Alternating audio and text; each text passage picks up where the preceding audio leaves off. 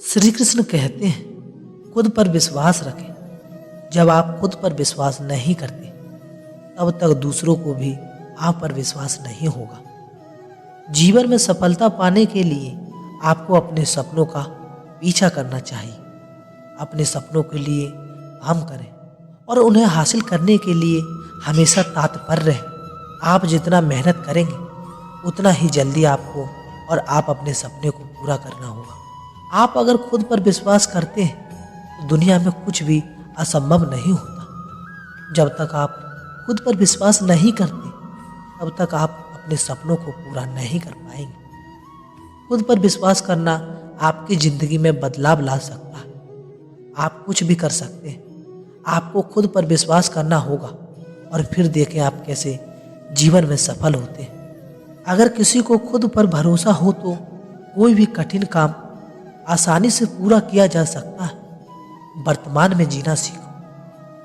श्री कृष्ण ने बताया है अतीत का भय और भविष्य की चिंता व्यक्ति को इतना परेशान कर देती है कि वह चैन से जीने नहीं देती।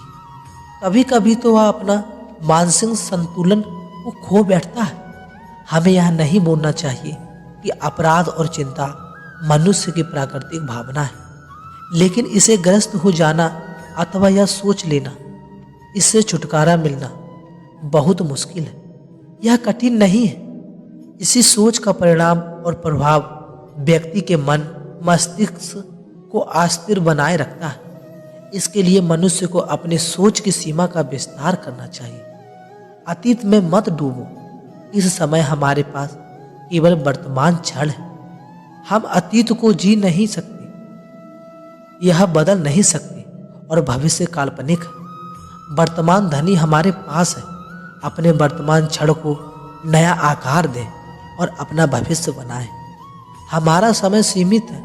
इससे अतीत के बारे में पछतावा या भविष्य की चिंता में बर्बाद ना करें। एक योजना बनाएं और उस पर अमल करें। बेहतर कल के लिए अपने आज का पूरा उपयोग करें।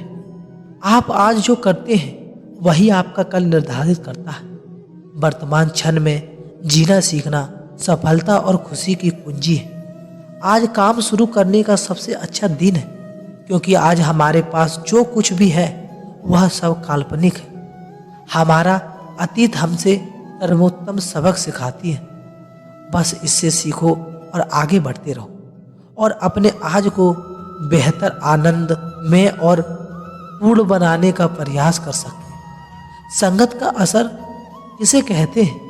आइए छोटी सी संगत के असर के बारे में जान लें। श्री कृष्ण कहते हैं संगत का असर सब कुछ बदल देता है।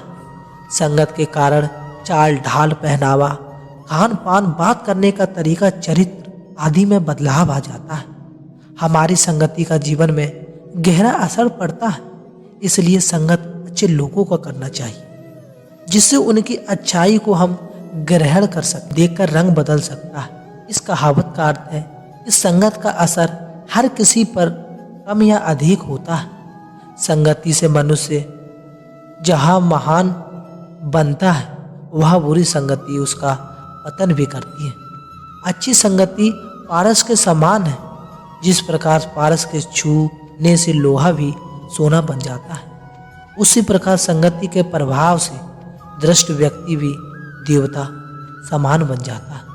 लेकिन यदि व्यक्ति को बुरी संगत मिलती है तो उसका जीवन नरक हो जाता है। दोस्तों, आइए आज एक छोटी सी कहानी के माध्यम से आपको समझाता हूँ। एक गुरु अपने शिष्य के साथ एक बगीचे में घूम रहे थे। रास्ते में वह अपने शिष्य को अच्छी संगत में रहने के विषय में बता रहे थे।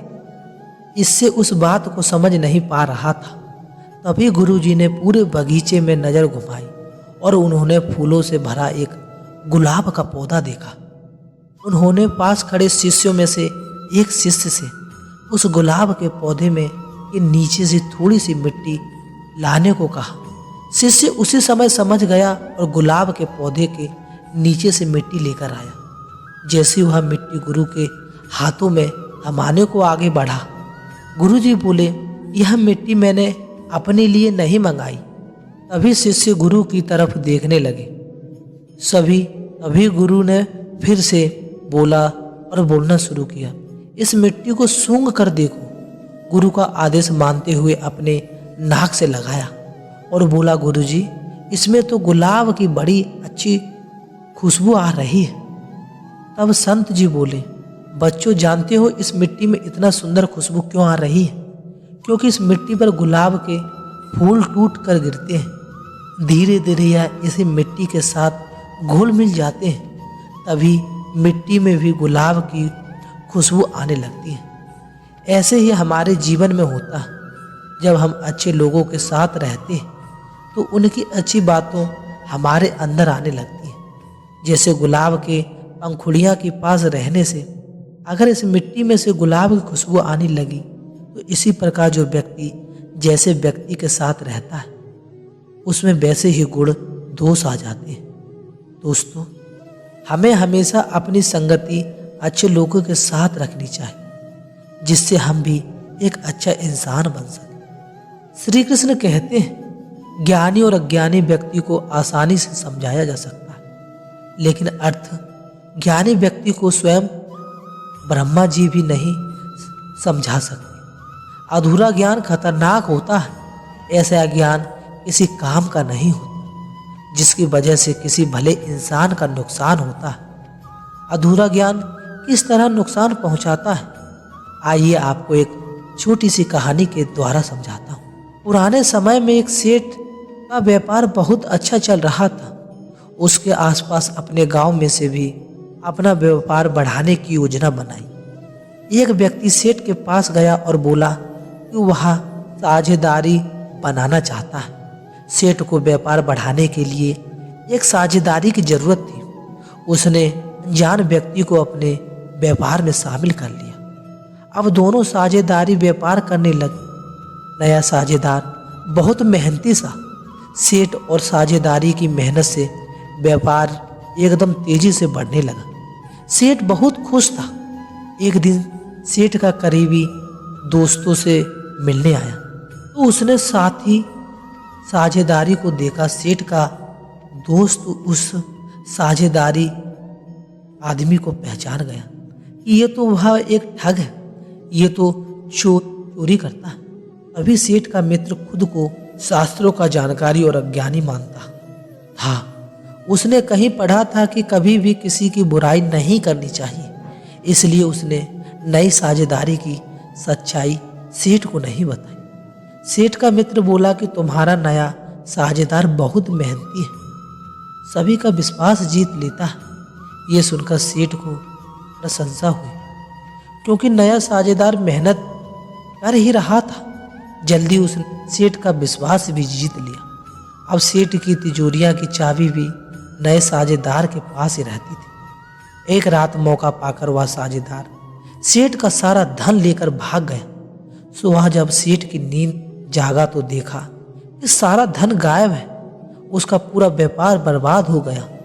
दुखी सेठ अपने मित्र के पास पहुंचा और उसने पूरी बात उसे बता दी। सेठ का मित्र बोला कि मैं तो यह बात पहले से ही जानता था कि वह एक ठग है।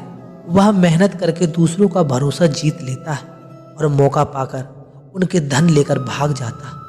यह बात सुनते ही सेठ को क्रोध आ गया। उसने मित्र से कहा, तुम्हें यह बात मालूम थी तो मुझे क्यों नहीं बताई? मेरे जीवन भर की कमाई लूट गई। सेठ का मित्र बोला, मैं कभी किसी की बुराई नहीं करता। बुराई करना पाप है। मैंने शास्त्रों में पढ़ा है, इसलिए मैंने उसकी बुरी बात तुम्हें नहीं बताई।